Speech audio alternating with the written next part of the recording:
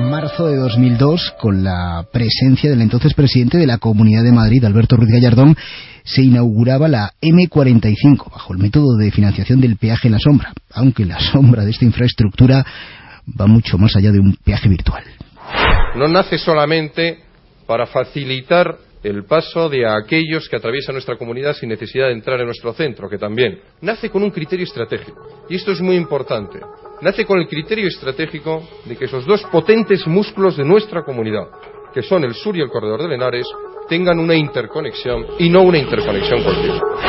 Y los tres carriles por los que hemos circulado durante toda la carretera, pues ahora sí que se han hecho ya dos. Ahora sí está completamente vallada, y eso sí, hemos echado en falta los árboles porque está bastante seco toda la zona hasta que ya llegamos al final, al empalme con la carretera de Barcelona. La Ventana de Madrid. Javier Casal. Así lo contaba el foro aquel día. Hoy aquella infraestructura clave básica, sin árboles, lleva camino de convertirse en otro pufo con inciertas ramificaciones, un sobrecoste difícil de explicar y una sombra que, como decía antes, no es la del peaje, sino la de una presunta financiación irregular del Partido Popular. Podemos ha ido con todos estos datos a la Fiscalía. Alberto Oliver, diputado de Podemos, ¿qué tal? Muy buenas tardes, bienvenido a La Ventana, ¿cómo estás? Buenas tardes. Muy José bien, Manuel López, diputado de Podemos, presidente de la Comisión de Estudio de la Deuda de la Comunidad de Madrid. ¿Qué tal? Muy buenas tardes, José Manuel. Muy buenas tardes. Bueno, las ideas fundamentales, José Manuel, las tenemos: sobrecoste en los materiales, por tanto, sobrecoste la factura final de esta obra que vamos pagando anualmente los madrileños sin compasión. ¿Se puede demostrar que se inflaron los precios para disparar el coste? Pues sí, la verdad es que la primera vez que nos llegaron estos documentos a nuestras manos los quedamos un poco alucinados porque no entendíamos bien cómo podían tener esos precios. Entonces nosotros lo que cogimos fue otros documentos de la misma época y empezar a comparar precios unos contra otros. Y claro, la sorpresa fue mayúscula. Nos encontramos con sobrecostes de hasta el 140% en excavaciones. Pero sobrecostes en el hormigón, sobrecostes en el hierro, bueno, es que no había factura que se ajustara al precio, ¿no? Pues no, la verdad es que no, y lo que hemos visto es que las tres partidas principales, que suman más o menos el 80% de toda la licitación, de toda la obra, tienen sobrecostes que oscilan entre el tramo 1 el 17% y el tramo 3 que llegan hasta el 70%. Voy a las sospechas que comentaba antes, ¿no? Teniendo en cuenta además los precedentes, tampoco es que parezcan sospechas descabelladas.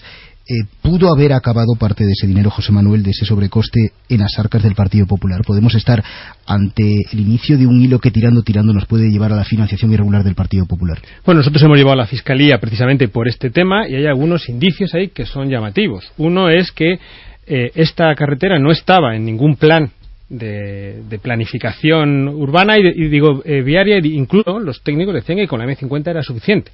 Esto salió en un mes, Gallardón decidió ponerlo por procedimiento de urgencia, pero curiosamente 9 meses antes se había hecho un pequeño cambio en la ley de contratación para decir que cuando nadie sabía lo que era un peaje sombra, que igual se podían generar los peajes sombra. Entonces esos 9 meses de diferencia entre una urgencia que nadie conocía y haber cambiado la ley podrían ser un indicio de que aquí algo se estaba cociendo, se estaba preparando y que a partir de ahí hemos entrado en este proceso que es un sobrecoste tremendo que seguimos pagando a día de hoy. Los técnicos no veían necesaria esa infraestructura. Gallardón decía que era prácticamente básica, de urgencia, de importancia social. La M45, recordemos, se realizó en 3 tramos. Ahora hablamos de este pelotazo, pero las cosas ya pintaban raras desde el primer momento, cuando se hizo el primer concurso, que creo recordar que se declaró desierto por el alto coste, pero luego al final se terminó adjudicando, Alberto, básicamente a dedo, ¿no?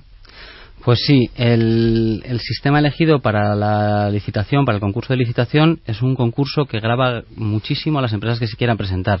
Básicamente incluye una cosa inédita en la Comunidad de Madrid, que es que tenías que presentar el proyecto de construcción. Ese proyecto de construcción en cualquier infraestructura oscila entre el 2 y el 5%.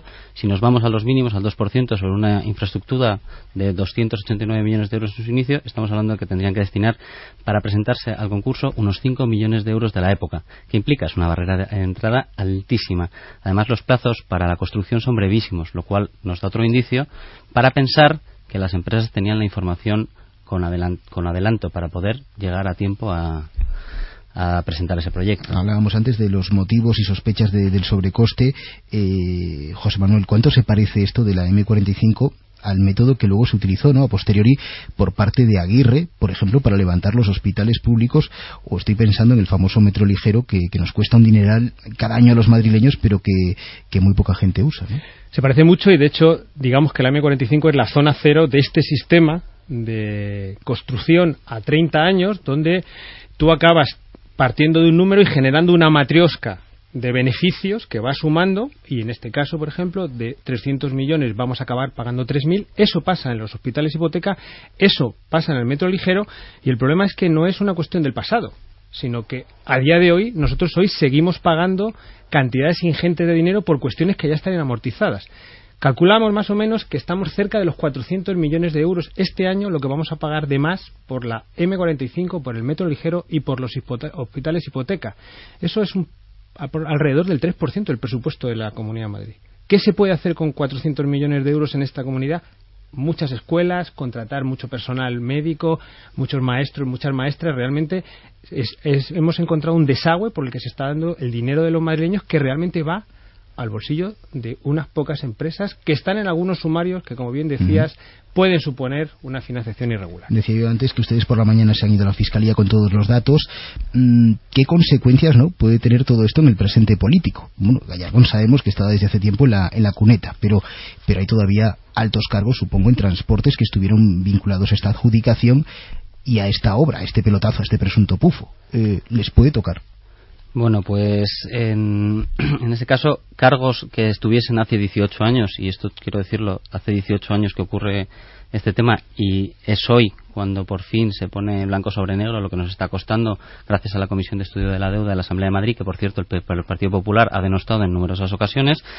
No quedan muchos cargos, quedan muy pocos. De hecho, nos está costando mucho traer a gente a la comisión de endeudamiento, porque la mayoría nos dicen que están jubilados y que no quieren venir. Es más, de los 5 que hemos llamado en las 3 primeras sesiones, pues uno no ha podido venir por problemas médicos, otros 2 lo han rechazado, otro sufrió un percance y tampoco ha podido venir. Entonces, bueno, pues está siendo complicado el saber de quienes estuvieron ahí qué podemos hacer ahora. Legalmente, José Manuel, los madrileños nos podríamos librar, no sé, se puede negociar con la concesionaria, ver de algún modo la manera de no pagar tanto anualmente por ese canon desorbitado. En este momento, si el gobierno hiciera uso de la cláusula que le permite recuperar esta carretera, nos ahorraríamos en lo que queda algo más de 700 millones de euros. Nosotros ya se lo hemos propuesto, pero no ha querido. Entonces lo que hemos hecho ha sido por la vía judicial. Nos decían hace poco que estábamos hablando de contratos y que los contratos están firmados. Hay que recordar que el contrato de la compra de Misao era un contrato pasado por la intervención, visado por la Cámara de Cuentas, y que a día de hoy es la operación Lezo. Cuando uno no cumple con los contratos, es decir, la seguridad jurídica no es para la empresa, es para los ciudadanos y ciudadanas de Madrid, que no han tenido seguridad jurídica para que su dinero vaya al bolsillo de unas cuantas empresas, y no estamos hablando de 2 ni de 3, estamos hablando de miles de millones de euros que a día de hoy nos están lastrando. Entonces, hay muchas posibilidades. Nosotros le decimos a la Fiscalía, lo hemos intentado por lo político, nos han dicho que no, y ahora lo estamos haciendo por la vía judicial.